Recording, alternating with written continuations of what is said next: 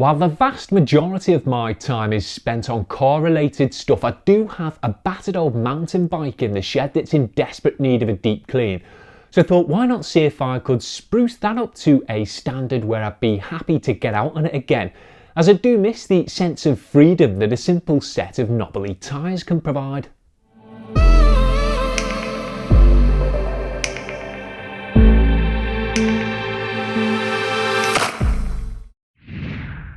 So this battle-scarred specialised P1 was had off eBay well over a decade ago, and despite it weighing a ton and being far too small for a 6-footer like myself, has still served me well for bunny hopping dog poo on the prom. But because cars generally come first, it's been sat gathering dust at the back of the shed for years, and while I'd love to replace it with a brand spanker, can't really afford one, so thought a deep clean of this old beater instead might just inspire me to stump up the relatively small amount of cash needed to get it doubles, drop off and burn worthy. And a bunch of complimentary bike cleaning tools and products from Autobike Direct was really all the encouragement I needed. So stick around to see me thoroughly get to grips with a grubby old mountain bike for the first time in probably 25 years.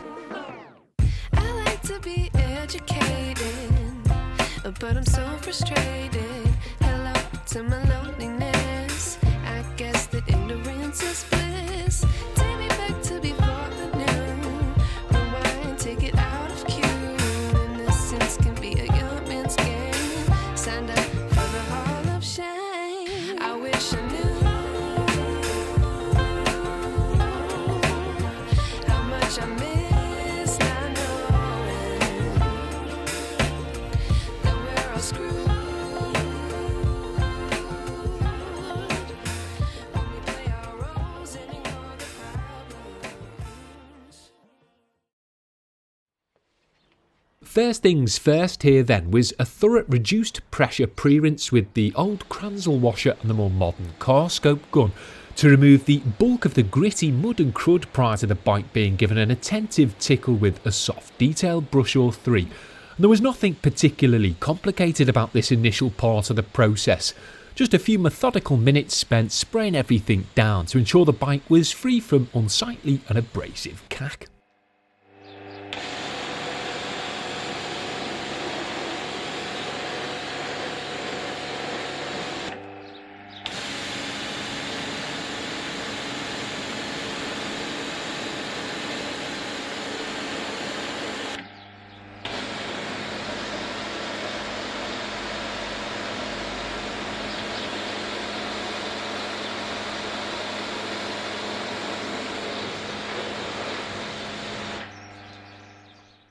Now, much like when cleaning a car, it makes sense to get the dirtier parts of a bike seen to first, so paired a bottle of Autobike Direct's chain and sprocket degreaser here with a stiff plastic bristle detail brush that comes as part of a handy little multi-purpose kit to douse the neglected drivetrain in solvent before thoroughly agitating it over to strip it back. And because the chemicals used here were complementary, I wasn't too fussed about being overly economical with them, so sprayed and brushed away until the vast majority of grease had been removed from the sprocket, rear mech, front chainring and of course chain itself.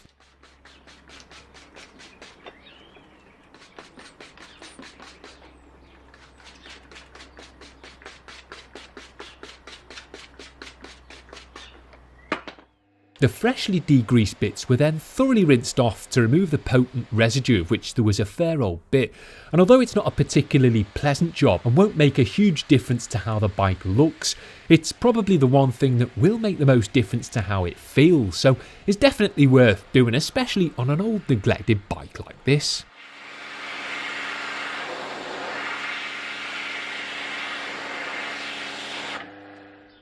So with the chain set out the way, it was then onto the multi-spoke wheels and chunky downhill tyres, which were both treated to a foamy application of Autobrite's Extreme Bike Cleaner, which, being fast acting, shouldn't really need any considerable dwell time. So once generously applied, I got straight to work agitating things over with a more traditionally bristled brush head, which had replaced the tougher plastic one used earlier, to strip everything back to a flat factory finish, which was a fiddly but straightforward affair. And while there are other brush types that might be more appropriate for accessing some of these parts, wanted to try and keep it to the new brush set here just to get a good feel for it. But that being said, when it came to the main body of the tyres, did switch over to a trusty Vikan transport item to get the job done a bit quicker.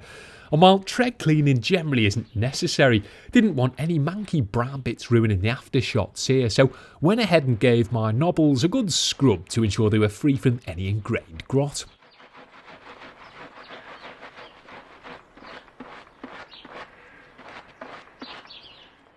Once cleaned, the wheels and tyres were then thoroughly rinsed off with the pressure washer, as although I'd be using the same product on the rest of the bike straight after, still made sense to get rid of the bulk of its potent residue to prevent it from drying on the matte rims while I worked on the other parts, so did just that before moving on.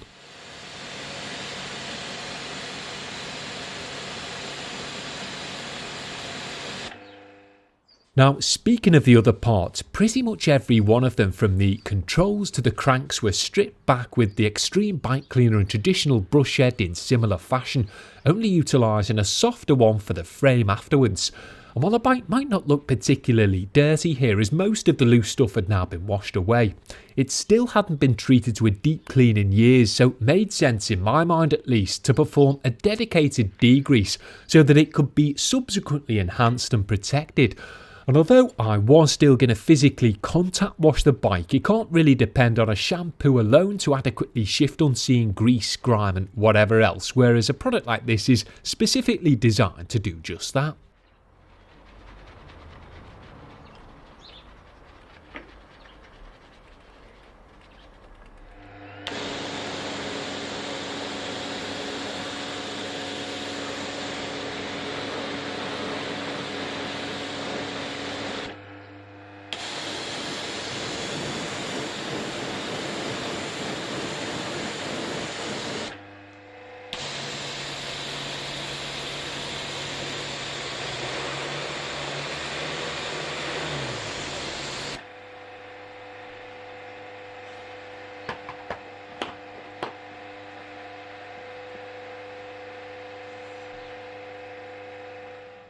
Degreasing aside, another benefit of methodically brushing an old bike over like this is that it also allows you to refamiliarise yourself with its aging components and make a mental note of anything that might need tightening up or replacing, like the headset, front pads, back brake and degraded grips on this particular P1. And looking back, I can see that removing the wheels might have made life a bit easier here, but I just didn't think of it in the moment because, as I say, I haven't faffed around with a bike properly for years, but I still managed to brush the vast majority of components over with the wheels in situ, so no biggie.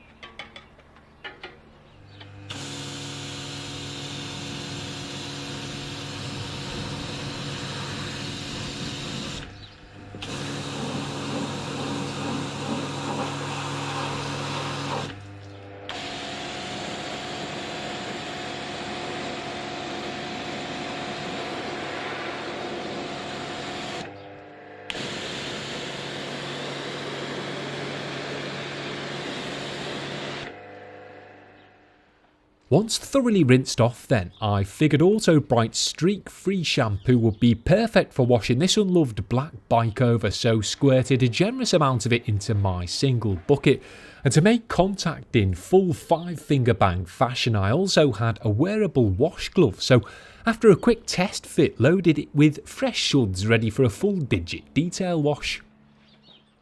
So I started off with the wheels, much like I would when washing a car, and while there wasn't much improvement to be made to their tired old matte finish at this point, still thought it was worth at least giving them a once over with the wash glove, which seemed to be good for getting suds in between the fiddly spokes. Then once all areas of the rims had been covered, moved on to finger fettling a few other areas of the bike with it too.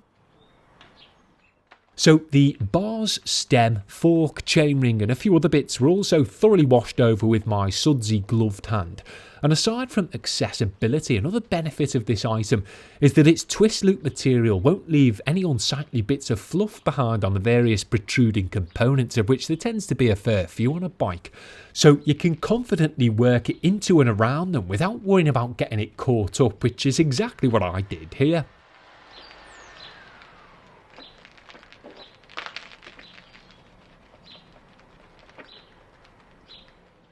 Now that being said, I did switch to a small woolen wheel mitt for the frame just to get a good feel for the shampoo when paired with something more plush, and because the glove had been used on the generally grittier and greasier parts of the bike. But because I kept to the more open areas with it, thankfully didn't need to do any defluffing afterwards.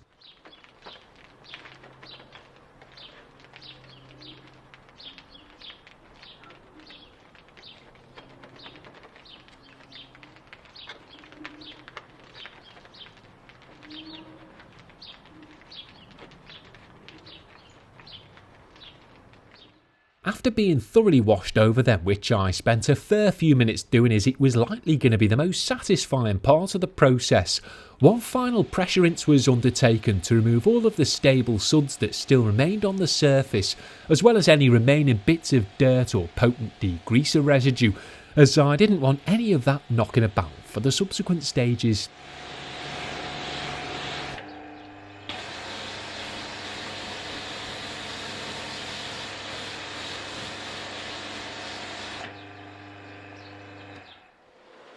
Now, while you can towel dry a bike off following a thorough rinse, it made more sense to blow dry it off here to quickly and effectively drive any rinse water out from the various nooks and crannies. So went ahead and did just that with my big Bruhl machine, utilising just one of its twin turbines, which was more than adequate.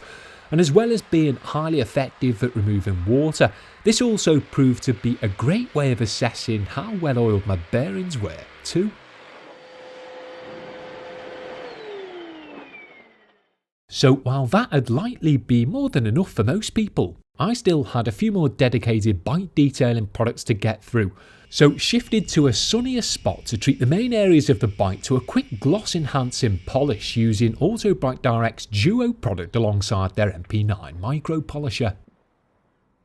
A couple of spots of the liquid polish were first spread over the chunkier parts of the frame before being steadily worked into it in dual action fashion.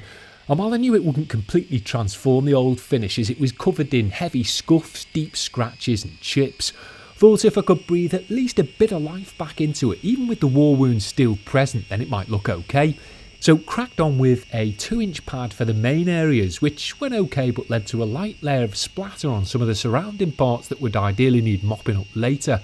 But I hadn't polished a pedal bike since also soling the naked aluminium rims of my Saracen as a teenager, so thought it was probably time I got back to it.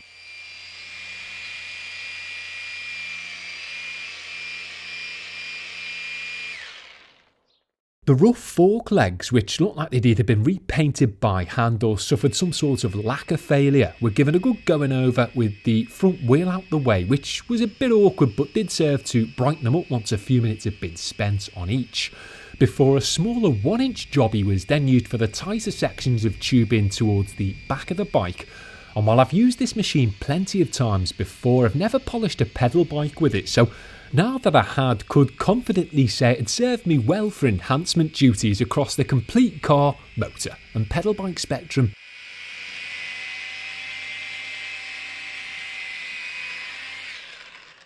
Lastly then, because this polish is designed for use on metal components too, finished up with a once over of the pitted fork crown just to brighten it up a bit. While it really needed grinding back and refinishing as it's clearly seen better days, the black transfer on the pad, which is synonymous with metal polishing, shows there was definitely some form of mechanical and chemical brightening done here. So once complete, buff that as well as any other remaining polish residue off the bike to reveal a predictably still beaten up but now glossier and brighter finish that at least helped to mask the deep battle scars below.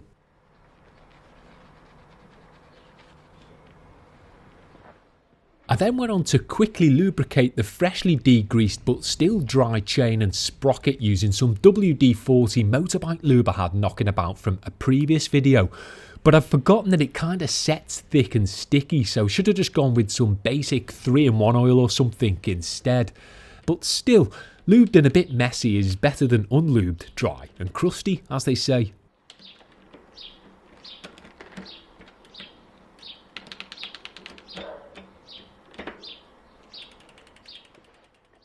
With the polishing out of the way, I then used some Prep It spray, which isn't a part of the dedicated bike range, to thoroughly wipe everything down to remove both the polish splatter that had accumulated from the previous going over, as well as the sticky excess chain lube that had made its way onto the rear wheel and chain stay, so that I could then go on to thoroughly protect everything without any stubborn residues getting in the way. So did that first with the wheels off to access all parts of the frame and forks, then with the rims refitted. And while it's not a particularly enjoyable part of the process, is arguably one that should be done nonetheless.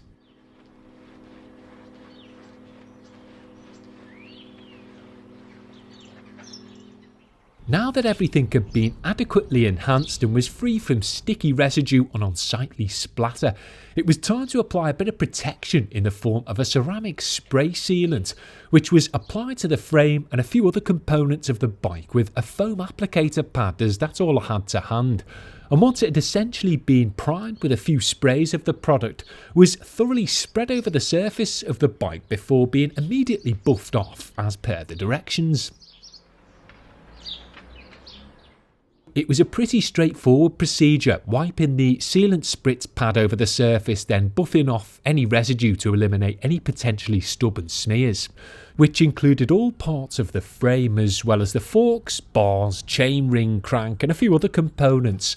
And while a durable protectant like this would really be better suited to being applied to a newer or more well kept bike, should still serve to add a little extra pop here, as well as make things easier to clean again in the future should I have the get up and go to do so. So although the ceramic spray sealant could have likely been used on the matte finished wheels to thoroughly protect them, it wouldn't have realistically improved their washed out look in any way, shape or form. So after testing a few different products, decided that because I'd be dressing the tyres for a laugh, I'd use the same quality Carscope ink product to try and replenish them too.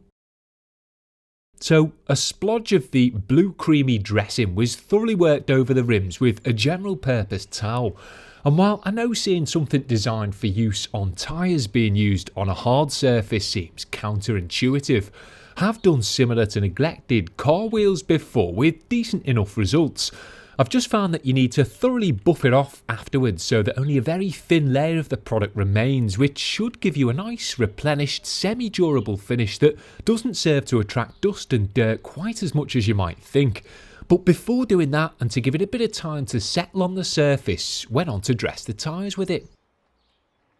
It was brushed over the side of the tyre wall first with a dedicated item before being worked out to the edge of the knobbles. And while dressing bike or motorbike tyres is generally a big no-no, really wanted to see what it'd look like here. Plus, with a bike this unkept, every little helps, so stuck with it until everywhere had been sufficiently treated. And of course it goes without saying that if you don't think your bike's rubber bits are worthy of a bit of sheen, then feel free to just leave them in their natural undressed state instead.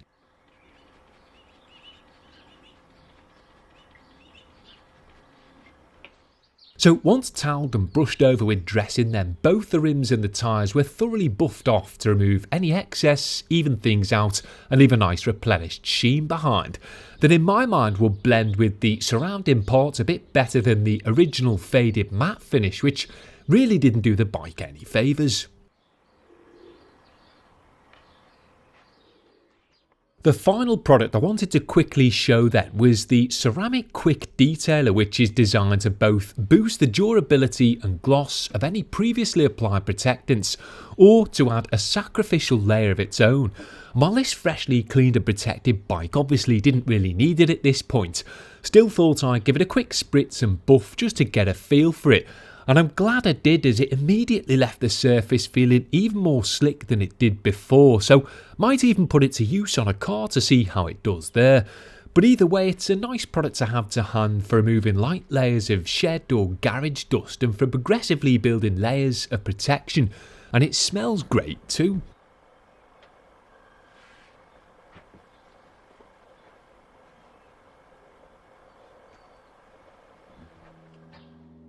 With all areas of the bike now attended to cleaning wise, the only other thing I had left to do was replace the dirty old degraded grips. So first remove them by releasing the grub screws either side, then steadily twisting them off the bars, before sliding a new set of cheapo Amazon jobbies on, which were secured in similar fashion. And while they were far from the best quality items, wouldn't leave my palms covered in sticky cack like the old ones did, would serve as a reminder to maybe fully fix things up in the near future, and were generally just a nice way to round things off. And that was thankfully that. So hardly the most glamorous video I've ever put out, and if I'm honest, it was far more of a faff than I thought it would be. But I was the one who fancied switching things up with some alternative products for the penny farthing crowd, so can hardly complain. Now, although the battle-scarred frame was really in need of a full repaint, its dedicated degrease, wash, polish and seal now meant it looked fairly well kept, at least from a distance. And while there were plenty of other bits that needed more restorative work, on the whole the old Spesh was looking cleaner than a lot of newer and far more expensive bikes on the block. With it now being presentable enough to ride, I just need to decide if it's worth forking out for the final few bits it needs to get it off-road worthy. So let me know what you think. Fix it up further for a few £100 or accept that it's an undersized old beater past its prime and put it to bed. Whatever your thoughts though, nice one for watching, especially considering it was car free. I'll of course see you again soon with something four-wheeled being cleaned, enhanced or protected. But for now it's time for me to hop off and leave you with a few parting aftershots. I wish I knew how much I miss not knowing that we're all screwed when we play our roles and ignore the problems. I wish I knew how much I miss not knowing that we're all screwed when we play our roles and ignore the problems. I wish I knew